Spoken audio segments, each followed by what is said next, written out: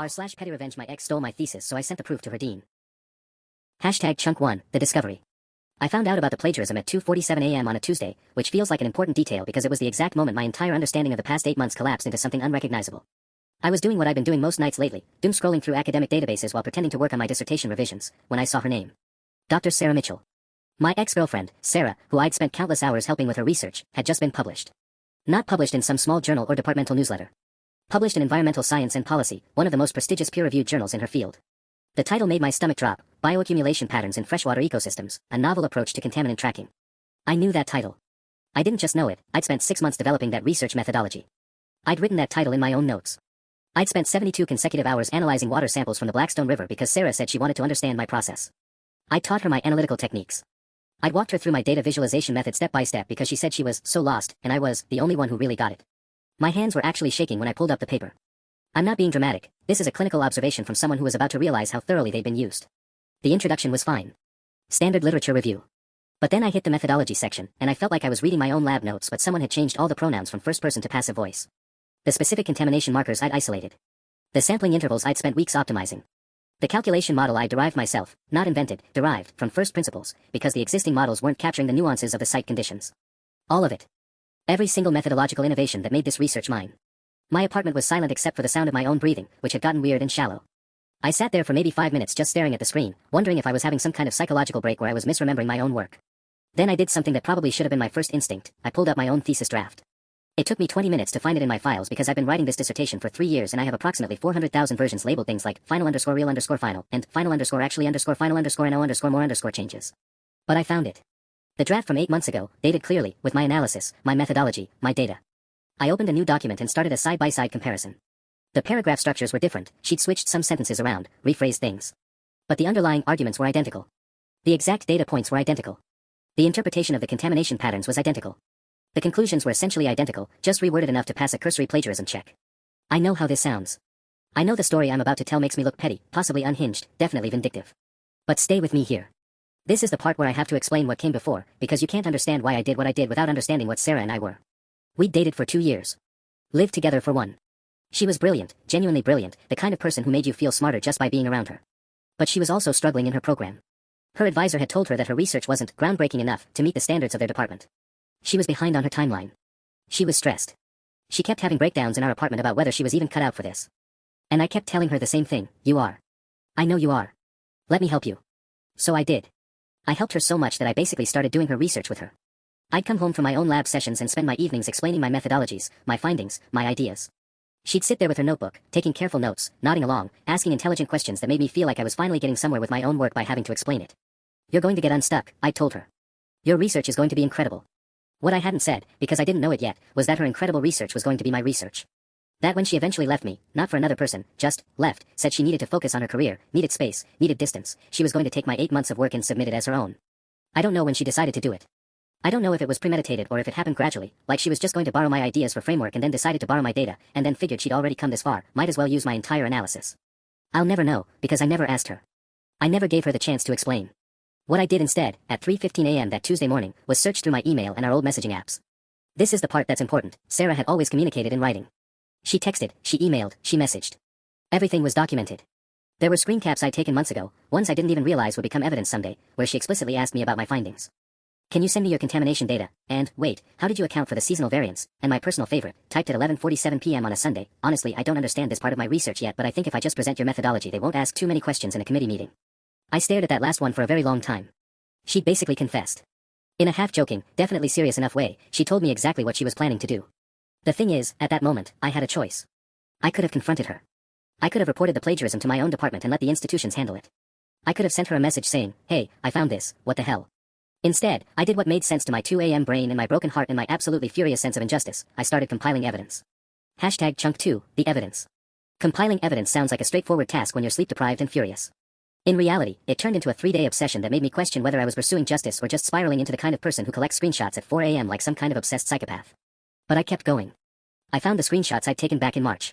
Sarah had sent me a photo of her thesis draft, asking for one more look before she submitted to her advisor, and I'd screen capped part of it, not for nefarious reasons, just because I'd wanted to show a friend how similar her writing style was becoming to mine.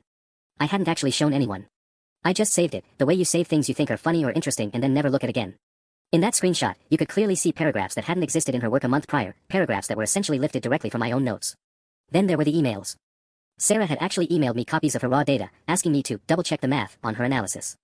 I'd done more than double-check it, I'd rewritten half of it because her methodology had some genuine flaws. She'd then incorporated my corrections verbatim. I had the email chains. I had timestamps.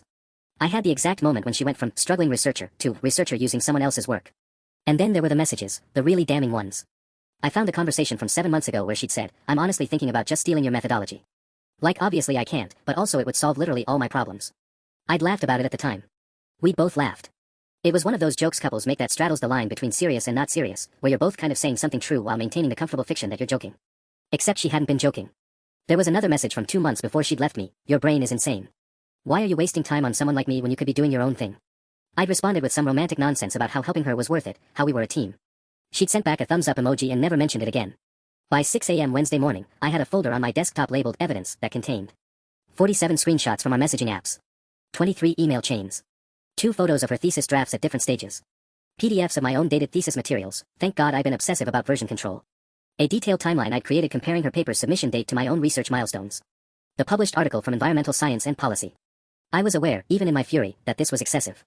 That most of this could have been solved by just going to my department chair and saying, "Hey, I think Sarah Mitchell plagiarized my work." They would have handled it. They were professionals. They had processes.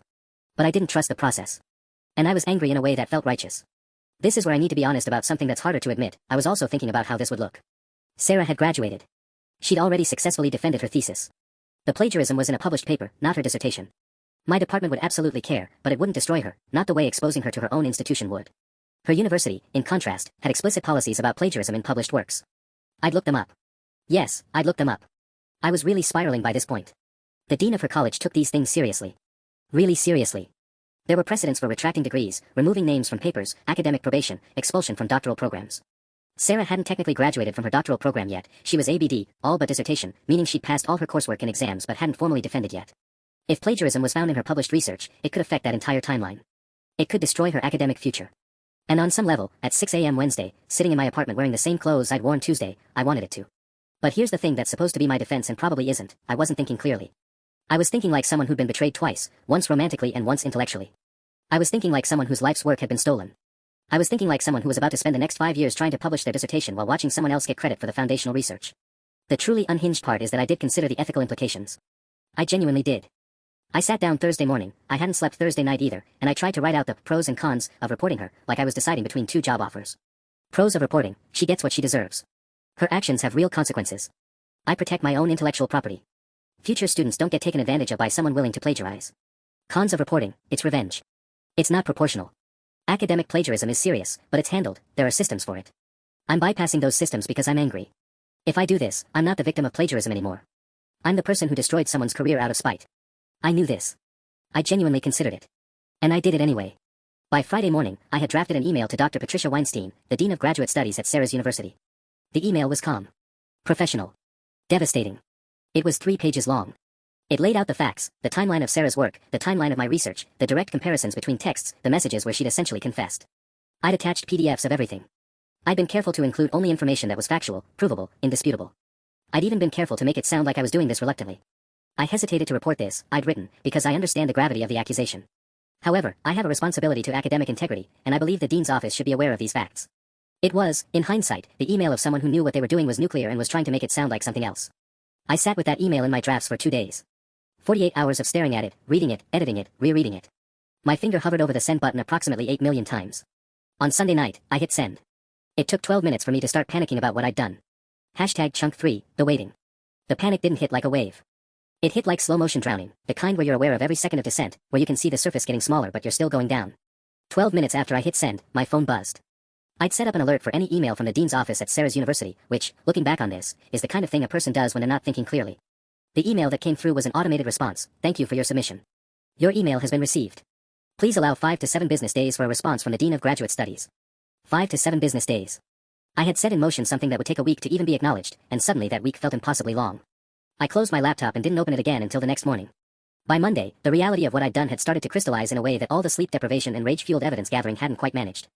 I went to my graduate seminar, the one I could barely focus in before, but now found myself sitting in with this low-level hum of anxiety underneath every word spoken. Professor Mitchell was discussing research ethics. Of course he was. Of all the seminars to attend on this specific Monday, I chose the one literally about ethical responsibility in academic work. The thing about academic integrity, Mitchell said, leaning against his desk in that professorial way, is that it's not just about catching people who cheat. It's about understanding that every system we have, peer review, institutional oversight, publication standards, they all assume that people are acting in good faith. When someone violates that good faith, it destabilizes everything. I stared at my laptop screen and pretended to take notes while thinking about how I'd probably just destabilized something. Or destroyed it. The terminology felt important. By Tuesday, I'd convinced myself that nothing was going to come of it. The dean's office received hundreds of complaints. Sarah's infraction wasn't that egregious. Yes, she'd plagiarized, but she'd already graduated, and plagiarism accusations were handled differently once someone had their degree. Wasn't it?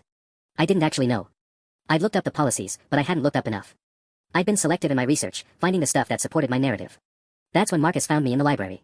Marcus is my lab mate, and he's the kind of person who notices when you haven't showered in 3 days and are wearing the same hoodie you wore yesterday. He sat down across from me with 2 coffees and the expression of someone who was about to have a "we need to talk" conversation. "Okay," he said. "What's going on with you?" "Nothing," I lied. "Just stressed about my own research." "You've been weird since last week. Weirder than usual. And you keep checking your phone like you're waiting for someone to tell you that you've won the lottery or that your house is on fire." I almost told him then. Part of me desperately wanted to tell him. Marcus is the kind of friend who wouldn't judge. He'd probably just help me figure out what to do next, or at least provide some perspective. But I couldn't. Because if I told him, he'd either have to tell me I'd done something terrible, or he'd have to be complicit. I didn't want to put him in that position. "Just personal stuff," I said. "I'm fine." He didn't believe me, but he was kind enough to let it go. By Wednesday, a full week after sending the email, I'd started to convince myself that the dean's office had looked at the evidence and decided it wasn't worth pursuing. Maybe they'd seen that Sarah had already graduated. Maybe they'd decided that this was between my institution and hers. Maybe they'd realized that this was a personal dispute between exes and had filed my email into the trash where it belonged. I was halfway through that fantasy when my personal email pinged. Dar. Patricia Weinstein, Dean of Graduate Studies. My hands actually shook as I clicked it open. I'm not being dramatic about this. My actual hands were trembling like I was about to receive news about a medical diagnosis. The email was brief. Professional. Devastating in its restraint. "Thank you for bringing this matter to our attention. We take allegations of academic misconduct very seriously. I have forwarded your materials to our Academic Integrity Committee for review.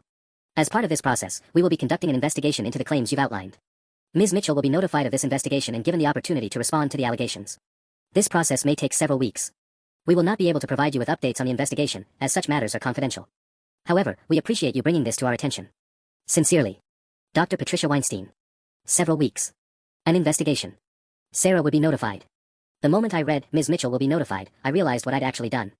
I hadn't been thinking about the moment where she would know. Not really. In my mind, there had been some fantasy where this would happen behind closed doors, where evidence would be evaluated and judgments would be made and somehow she would find out through institutional channels without it being connected to me specifically. That was stupid.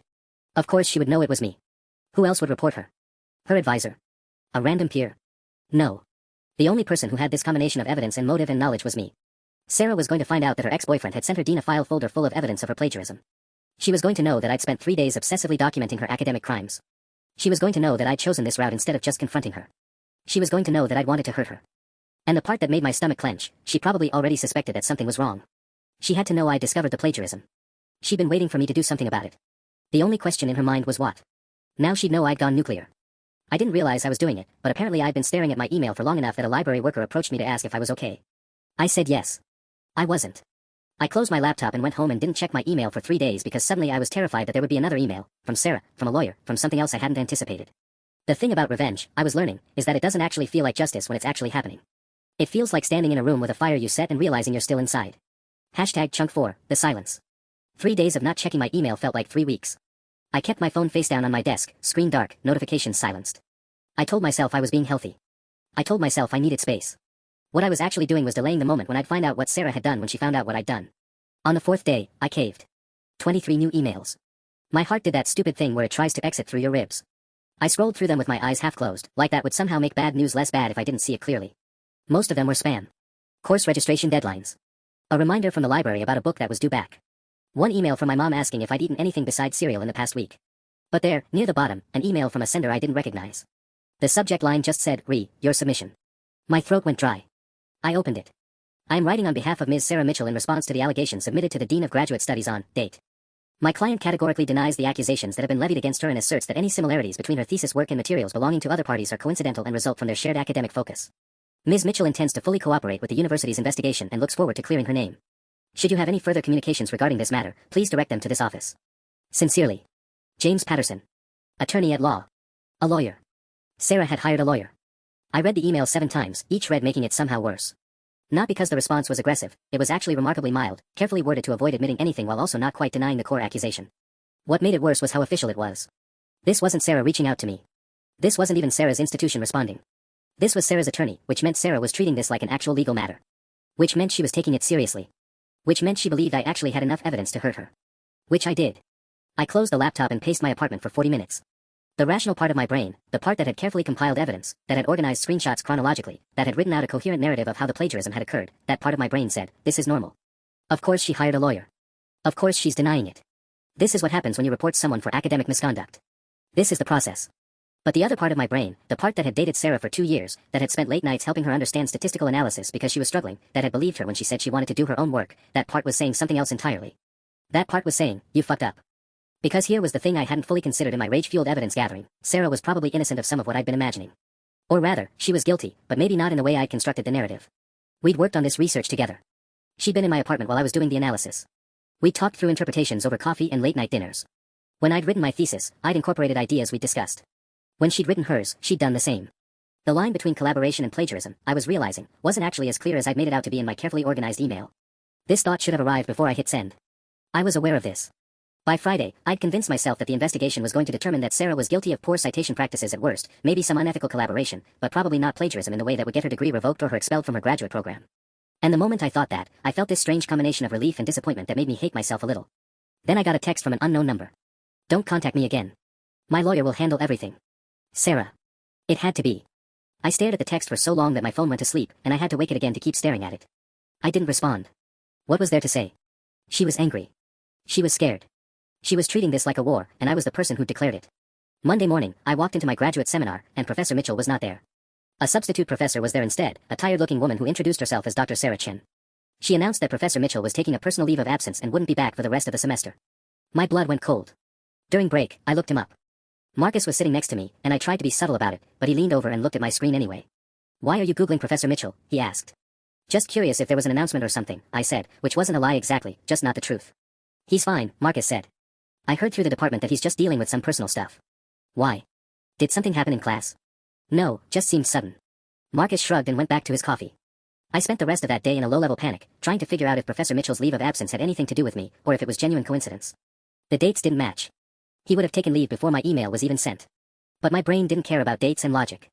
My brain was looking for connections, for confirmation that I'd somehow fucked up someone else's life in my quest to address my own grievance. By Wednesday, I decided I was being paranoid. By Thursday, I received another email. This one was from the dean's office, a formal notification that the investigation into the academic misconduct allegations was moving forward. They were requesting that I make myself available for an interview in the following week. They would ask me questions about the evidence I'd submitted, the timeline of events, and the nature of my relationship with the respondent. That's what they called Sarah, the respondent, like she was a data point. I had successfully, formally inserted myself into an institutional process that was now beyond my control. The notification ended with a reminder that retaliation or further contact with the respondent could result in counter-allegations and that I should direct all future communications through proper channels. Reading that line, I understood what I'd done. I hadn't just reported Sarah. I'd locked myself into a mechanism that would now grind forward regardless of what either of us wanted. Chunk 5, the machinery. I spent the weekend before my interview constructing a version of myself that would sound credible to a dean. Not honest, credible. There's a difference. Honest would be admitting that I'd acted in anger, that I'd sent the email at 2 a.m. fueled by betrayal and wounded pride, that I'd only thought about the consequences after I'd hit send. Credible meant presenting myself as someone who had discovered a serious academic transgression and reported it through proper channels with reluctance and a sense of duty. I practiced in front of my bathroom mirror like an idiot. I used words like betrayed and professional obligation and intellectual property. I rehearsed how I'd explain the collaborative nature of our research without undermining the core claim that Sarah had stolen my work. I was basically trying to thread a needle while wearing oven mitts. By Sunday night, I'd worked myself into such a state of anxiety that I couldn't eat. My roommate Jake asked if I was sick. I said yes, which was true in the way that things are true when you're nauseous from stress rather than illness. The dean's office was in a building I'd walked past 100 times but never been inside. It had that particular institutional smell, floor wax and old wood and a faint chemical scent of industrial cleaning products. Everything was designed to make you feel small. High ceilings. Serious paintings of serious people in serious frames. A receptionist who looked like she'd been trained to discourage visitors. I'm here to meet with Dean Roberts, I said, and my voice sounded like it belonged to someone else. Someone younger. Someone guilty. Name? She asked without looking up. I gave it, and she checked a list on her computer, then pointed to a hallway. Third door on the left. She's expecting you. Dean Roberts was not what I expected. I built up this image of a stern, judgmental figure, someone who would see through my practiced composure and recognize me as the petty, vengeful person I actually was. Instead, she was a woman in her 50s with gray hair and reading glasses on a lanyard, sitting behind a desk that was somehow both intimidating and cluttered in a way that suggested she had too much actual work to do to care about intimidating people. Come in, sit down, she said, gesturing to a chair across from her. Thank you for coming in on such short notice. I sat. My hands immediately went into my lap because I didn't know what else to do with them. I've reviewed the materials you submitted, she continued, adjusting her glasses. The screenshots, the timeline, your statement. Before we get into details, I want to ask you something directly, and I need you to think carefully before you answer. Are you submitting these allegations because you genuinely believe academic misconduct occurred, or are you submitting them because of the nature of your previous personal relationship with Ms. Mitchell? I had not expected that question. I had rehearsed answers to questions about when and how and what evidence, but not why, not in that way, not with that level of directness. Both, I said, which was stupid. But it was honest. I mean, yes, I believe misconduct occurred. But I'm aware that the personal aspect complicates things. Dean Roberts nodded slowly. That's more honest than most people manage in this situation. What I'm going to tell you is that we take allegations of plagiarism extremely seriously, but we also take false allegations and retaliatory allegations extremely seriously. The university has policies specifically to prevent people from weaponizing the disciplinary process in personal disputes. My stomach did a flip. I'm not, this isn't retaliatory. The plagiarism happened. The personal relationship is just context. Is it? She leaned back in her chair. Walk me through the timeline. When did you first notice the plagiarism? I did. I explained about reading her thesis, about recognizing my own analysis, my own phrasing, my own interpretations. I explained about the conversations we'd had where she asked me for help, where I provided detailed feedback on her research. I explained how I'd come to understand that she'd incorporated my work directly into her thesis without attribution. Dean Roberts listened without interrupting, taking notes in a way that made me feel like every word was being recorded for a trial. When I finished, she set down her pen. Here's what I'm seeing in your evidence, she said. I'm seeing a thesis that incorporates ideas that were discussed between you and Ms. Mitchell. I'm seeing some passages that bear strong similarity to your own work. I'm also seeing two people who, based on your email exchanges, were actively collaborating on research. She paused. The question is whether that collaboration was supposed to result in shared intellectual property, or whether you retained exclusive rights to your work. I retained exclusive rights, I said. My thesis is my own work. The help I gave her was supposed to be educational support, not a contribution to her thesis. Did you explicitly tell her that at any point? In writing? I thought about it. We talked about it. I'd said things like, this is my research and, you need to do your own analysis. But had I sent her an email saying do not use this in your thesis? Had I made it officially clear? No. I hadn't. Because at the time, I hadn't thought I'd need to. We'd been dating. There was supposed to be trust. Not in writing, I admitted. Dean Roberts made another note. And when did you first decide you wanted to report this? Was it immediately after you read her thesis, or was there a time delay? There was a delay, I said. It was a few weeks after we broke up. And what prompted you to report it at that specific time, weeks after you discovered it? I could have lied here. I could have said something about wanting to protect the integrity of the academic institution, or about suddenly realizing the seriousness of the situation. Instead, I told her the truth. She started dating someone new. Someone in her lab. I saw them together and I got angry about everything at once. Dean Roberts set down her pen and looked at me directly for the first time. That's what I needed to hear, she said, and I couldn't tell if it was good or bad. Does that mean, is the investigation closed? I asked. It means we're moving forward with an investigation, but we'll be looking at this from a different angle now. We'll be interviewing Ms. Mitchell, obviously.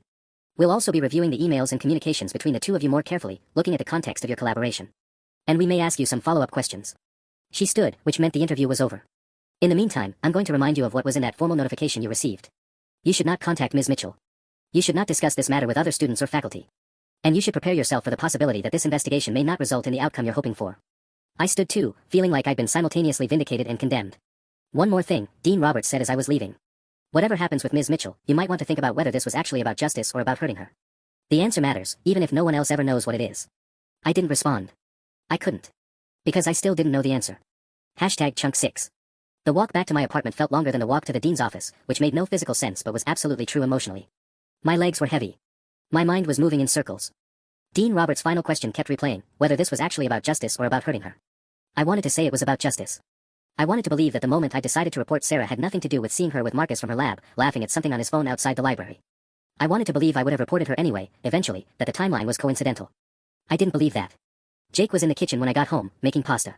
The normalcy of it, the steam rising from the pot, the smell of garlic and olive oil, felt obscene given the weight I was carrying. How'd it go? He asked, not looking away from his stirring. She's investigating, I said. But she thinks I might be doing it for revenge. Are you? I sat down at the kitchen table without answering, which was itself an answer. Jake set down his wooden spoon and turned to face me fully. Okay, so here's the thing, he said. You might be doing it partly for revenge. You can be doing it for multiple reasons. Those things aren't mutually exclusive. The dean basically said that matters. She said I need to think about whether I'm seeking justice or seeking to hurt Sarah. Can it be both? According to her, apparently not. Not if I want the investigation to go well.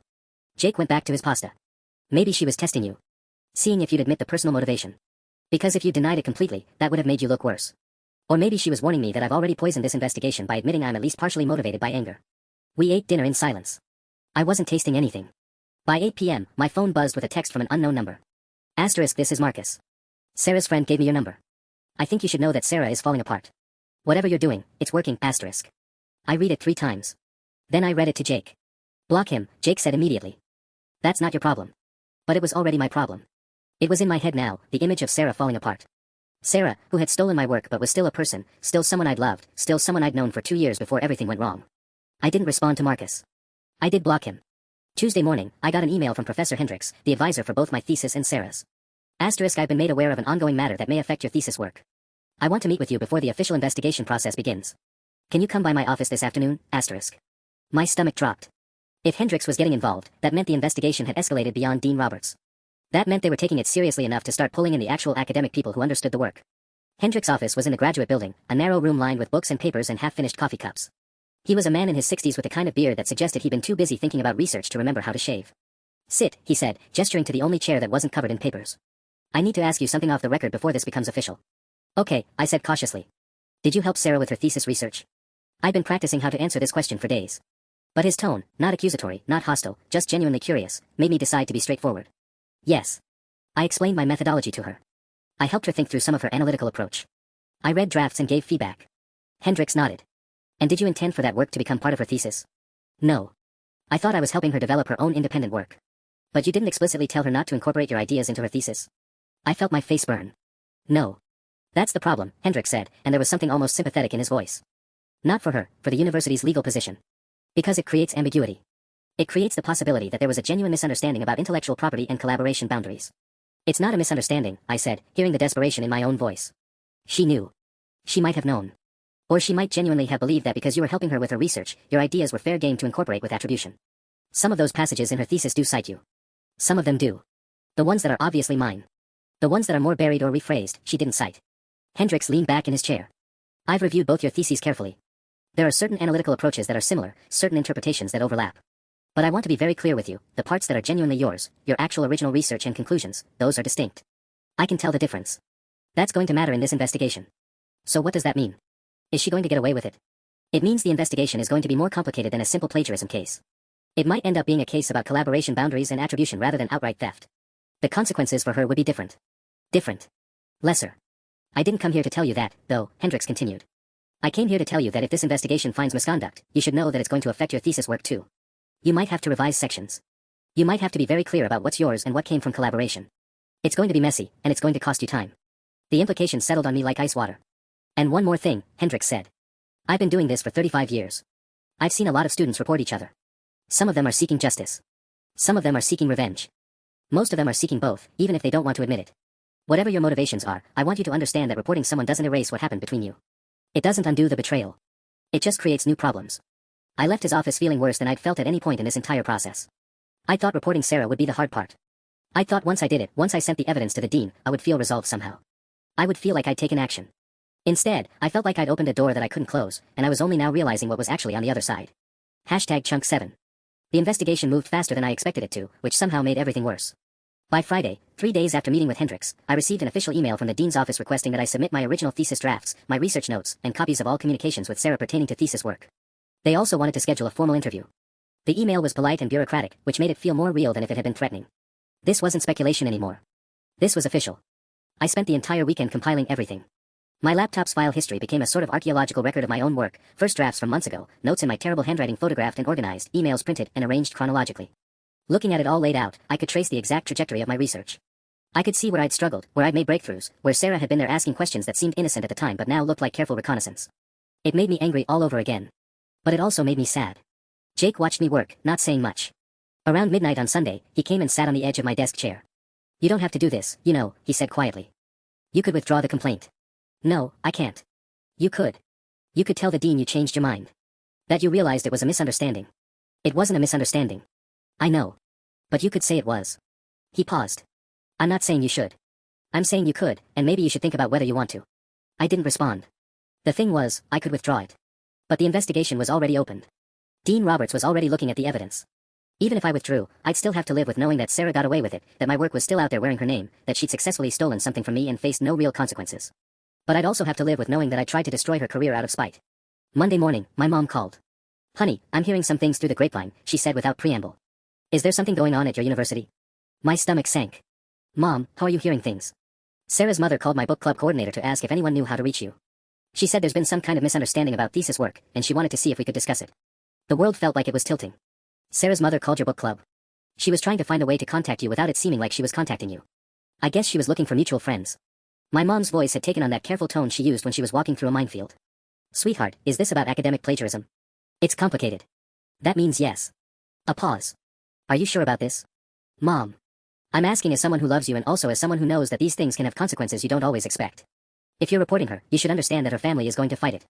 They're probably already talking to lawyers. Her family doesn't know what actually happened. Then explain it to them. Call her mother back. Have a conversation. I can't do that. Why not? Because if I heard Sarah's mother's voice, heard her defending her daughter, heard the pain in it, I might actually reconsider everything. Because I was only able to do this from a distance, looking at evidence and documentation, and if I had to engage with Sarah as a person again, as someone with people who loved her, I didn't know if I'd have the strength to go through with it. Because the investigation is already happening, I said finally. It's not my decision anymore. After we hung up, I sat on my couch for 2 hours without moving. By Wednesday, rumors had started circulating through the graduate program. I'd been careful about who I told, just the dean, just Hendricks, but rumors have a way of spreading without a clear source. Suddenly people were being careful around me. People I'd had lunch with were too busy to grab coffee. Someone had left a comment on one of my posts from 6 months ago. Wow, sounds like you're a really great friend. Must be fun to be betrayed by someone you trusted. I didn't know if it was someone who knew the situation or someone who was just making a joke. But my hands shook when I read it. Jake suggested I deactivate my social media. I didn't. I don't know why. Maybe because I wanted to watch what people were saying. Maybe because I deserved to see it. Thursday morning, I got a letter in my university mailbox. Actual physical mail, which felt archaic and intentional. Asterisk, I know you probably don't want to hear from me, but I need you to know that I didn't intentionally steal your work. The lines between what you helped me with and what I did on my own got blurry, and I should have been more careful about attribution. I'm sorry. I was trying to keep up with you, and I failed, and instead of accepting that, I let myself believe that because you helped me, it was okay to not separate your contributions clearly. That was wrong. But this investigation is going to hurt you too. Professor Hendricks told me that. He said your thesis might have to be revised. I don't want that. I never wanted that. Can we please just talk about this before it goes further? Asterisk. The handwriting was hers. I knew that handwriting. I'd seen it in the margins of papers I'd read at 2 in the morning, in sticky notes left on my desk, in a journal she'd accidentally left at my apartment once that I'd never read because I respected her privacy even when she apparently didn't respect mine. I showed the letter to Jake. That's manipulation, he said flatly. Or it's genuine. It's both. It can be genuine and still be manipulation. He handed the letter back to me. What are you going to do? I don't know. But I did know, in some deep, true part of myself. I'd known since I sent that email to the dean. I was going to follow this through to the end. Not because I was sure it was justice. But because I was more sure that if I didn't, I'd spend the rest of my academic career wondering if I'd been too weak, too soft-hearted, too much of a coward to stand up for myself. Even if standing up for myself meant destroying someone else. Even if I couldn't tell anymore whether justice and revenge had ever actually been different things. Chunk 8. The hearing was held in a small conference room on the 3rd floor of the administration building. I'd walked past it 100 times without noticing it. Now it felt like the most important room in the world. I arrived 15 minutes early, my folder of evidence heavy in my hands like it weighed more than paper and ink. Dean Roberts was already there, along with 2 other faculty members I didn't recognize. Professor Hendricks sat on the other side of the table.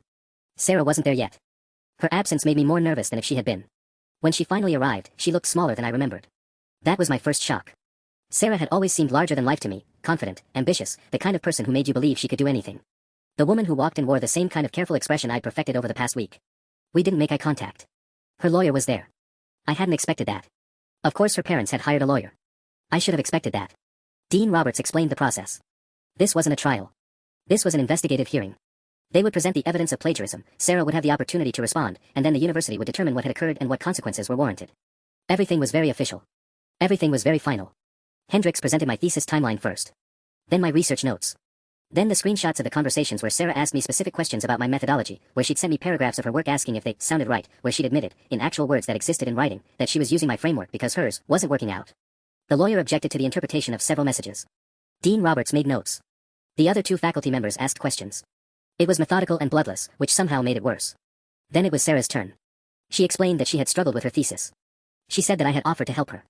She acknowledged that some phrases in her final draft resembled mine, but she argued they came from our collaborative discussions, not from plagiarism.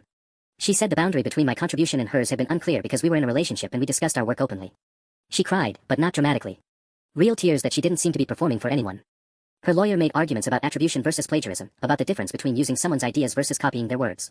He suggested that a revision of her thesis with proper citations might be a more appropriate remedy than expulsion or degree revocation. And then Dean Roberts asked me if I wanted to say anything. I'd prepared for this.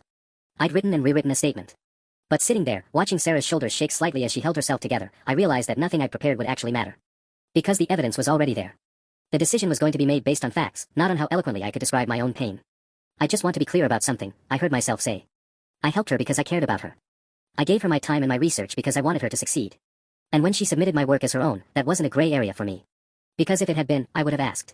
If I wasn't sure something was mine or hers, I would have asked her to clarify. I would have made sure she had everything she needed to do the work herself. But she didn't ask me. She just took it. My voice was shaking, but I kept going. I reported this because I was angry and hurt. And I'm not going to pretend there isn't a revenge element to it. But I also reported it because if she did this to me, she might do it to someone else.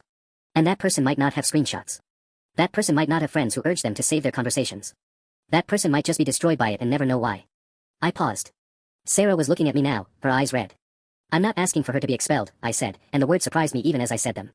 But I am asking that this be documented. That she have to revise her thesis with proper attribution.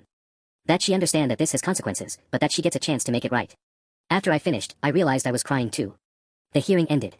We were told the investigation would take another 2 weeks. The university had protocols. There were appeals processes.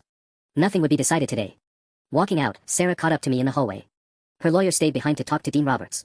I didn't know what you were going to say, she said quietly. Neither did I. You didn't ask for me to be expelled. No. She nodded slowly, like she was processing this. I actually did most of the work, you know. The research, the analysis. The way you organized it, the way you framed things. It was so much better than how I would have done it. And I knew that if I just tried to redo it, it wouldn't be as good. So I told myself I'd use your structure as a template and fill in my own analysis. But then I didn't. I just kept your analysis. Why are you telling me this? Because I want you to know that I know what I did was wrong. Not as a legal thing or a university thing. But as a person. To you. I knew it was wrong and I did it anyway. I didn't say anything. I'm going to revise it, she continued. Even if the university doesn't require it, I'm going to revise it. I'm going to cite you properly, and I'm going to redo the sections that are too close to yours. It's going to take months. Okay. And I wanted to say thank you. For not asking for me to be expelled. I know you could have. I know I deserved it. She walked away before I could respond. 2 weeks later, the university issued its decision. Sarah's thesis would require major revisions. She would retake her oral defense with the revisions.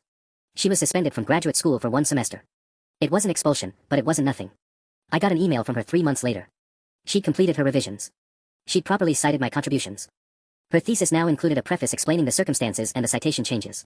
It wasn't perfect, but it was honest. I didn't respond to her email. But I did something I hadn't expected to do, I read her revised thesis. And it was good. The parts that were hers were actually good. She had been capable of doing the work all along. She just convinced herself she wasn't. That night, I deleted the folder of screenshots from my computer. I didn't burn them or do anything dramatic. I just moved them to trash and emptied the bin. Jake found me sitting on my porch afterward. You okay? He asked. I don't know yet, I said. Ask me in 6 months. And I meant it. Because I'd won, in a technical sense. Sarah had been held accountable. My work had been vindicated. My career would be fine. But I'd also learned that destroying someone, even when they deserve it, costs something. It costs something to be right. And I was still learning what the price was going to be.